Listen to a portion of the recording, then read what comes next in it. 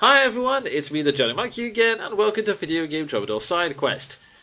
This is an impromptu episode because at the time of recording, I've just finished this game a week ago and I wanted to share my thoughts on this narrative. The problem is, I still don't have a 3DS capture card yet, and April will be a very busy month for me due to several freelance projects happening at once. So for the time being, this will be a hybrid between a review and a vlog. Maybe one day I'll do a full review of this game, but this will have to do for now. The premise of the game is... Oh, right, the voice, hang on. Tonight's review, Shin Megami Tensei, Devil Survivor Overclocked. For our hero and his two friends, Atsuro and Yuzu, it was just an ordinary day. But without warning, a military lockdown is placed on Tokyo, trapping them and thousands of people within the Yamanote Circle. Shortly afterwards, demons start appearing within the circle, causing havoc and spilling blood wherever they go. However, the group discovers that these demons can be tamed using modified 3DS cops, and they start using them to defend themselves against the oncoming threat. They now have to fight for survival within this lockdown, whilst desperately trying to find a way out of this madness. One thing I will say right off the bat is that this story might not be for everyone. Whilst I do really like this game's narrative overall, I will warn you that this story is dense and has a very slow build-up, by which I mean it takes a while to truly get going. The game takes place over the course of 7 days, and our heroes spend the first 2 days wandering around Tokyo trying to get a grip of what's going on, whilst constantly being told by outside parties, no, you can't leave the lockdown. That's not to say the story drags at all. Those first few days are important for introducing the rest of the cast and allowing the characters to learn what's going on naturally instead of having exposition dumped on them right out of the gate. Plus it also gives us time to connect to Yuzu and Atsuro, who admittedly don't develop much over the course of the story, but I found them to be likeable characters, and they're given enough quirks and flaws to make them feel like real people, or at the very least people you can sympathise with. This is important because once the plot gets going, it is very intense. As well as the supernatural conflicts caused by the demons, there is also a psychological conflict as the once optimistic civilians learn what's really going on and start to panic.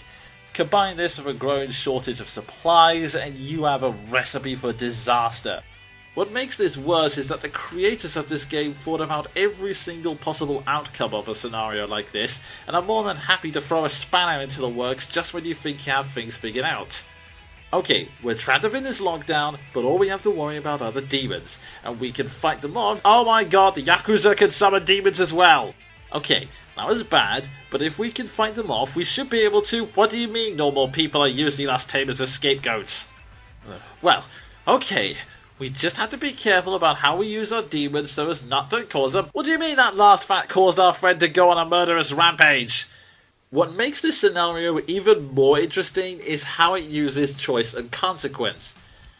One problem I've noticed with video games recently, and it's something I could make an entire video about, is that many developers will tell us how much choice a game has and how wonderful it is because of interactivity. But they never think about how that choice is used or if the player is actually getting anything out of it.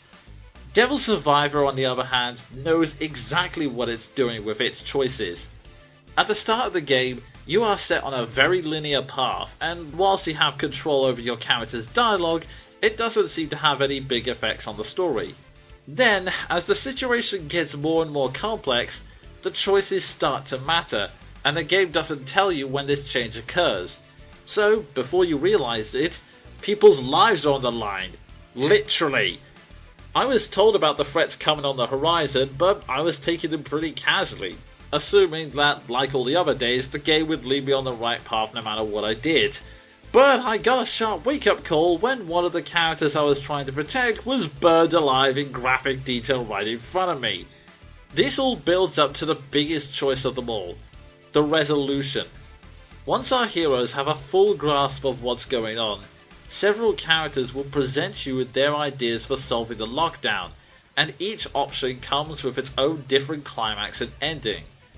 In other words, You go from having no choice but to go with the flow to deciding the fates of thousands in a manner which is masterfully done. So the long and short of it is, if you don't mind a slow start and reading long strips of text, then I would definitely recommend this game. The conflict is well thought out and the plot is filled with many twists and turns that make this a unique and intense experience. But before I end this video, I'm gonna step into spoiler territory to talk about some of my personal experiences with the game. So if you don't want to spoil yourself, this is your last chance to get off. Are they gone? Okay, let's open the spoiler can. There are two character arcs I want to briefly cover before I end the video. As you get further into the game, you encounter two characters with comps, Keisuke and Midori. Midori is a cosplayer who fancies herself as a magical girl, so she starts charging into battle with every demon she can find. I figured this was because she was lost in her own fantasy of being an anime character, but when she's pressed on the issue, being warned about the dangers, etc., I was pleasantly surprised to see that it actually came from somewhere more noble. The genuine desire to be a hero and do good. Sure, she didn't really go about it in the best way, but I could still respect someone who genuinely puts others before themselves, so I always had a soft spot for Midori, even if her dialogue was admittedly grating at times. This leads to the second character arc, which starts when Keisuke learns that some bystanders are planning to kill Midori because they are blaming her for everything that's happening. The scene that starts this arc is great for two reasons. First, it's an emotional outburst that betrays the cliched quiet thinker archetype characters like Keisuke normally fall under.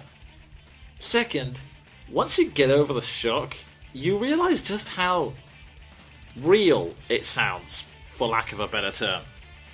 The harsh truth is, people like Keisuke, who have been bullied and have been forced to keep their emotions inside them, often do have a lot of resentment and pent-up anger. And more often than not, this comes with a strong sense of justice and a desire to change a world they see as unfair.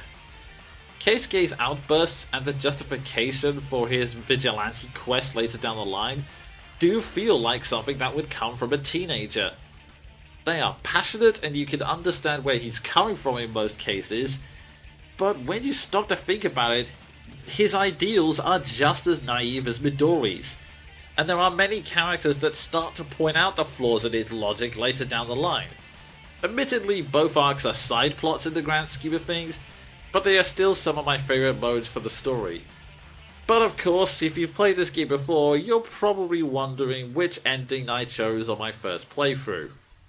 After seeing all of the arguments the game presented, I decided to go with Jin's ending, using the server to permanently banish all the demons from Tokyo. The reason I chose this ending over the others was twofold. The first was that this ending involved Haru and Jin, and I liked their characters, so I was happy to give them a bigger part in the story. The second reason is that, honestly, I felt this was the better option. I didn't want to side with the angels that enforced the lockdown because I felt they were just too self-righteous. Punishing thousands for the actions of less than 100 people is ridiculous enough.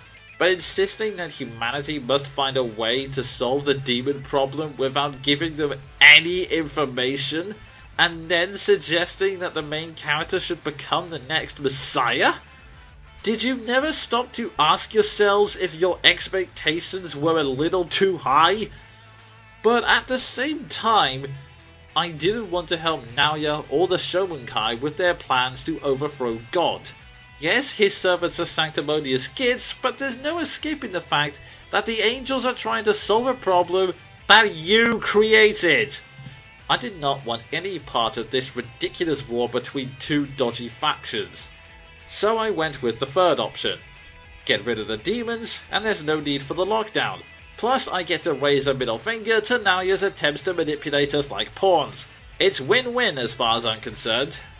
The only downside of the ending is God sending our main character an email which roughly says, "We applaud your actions, but we are watching you."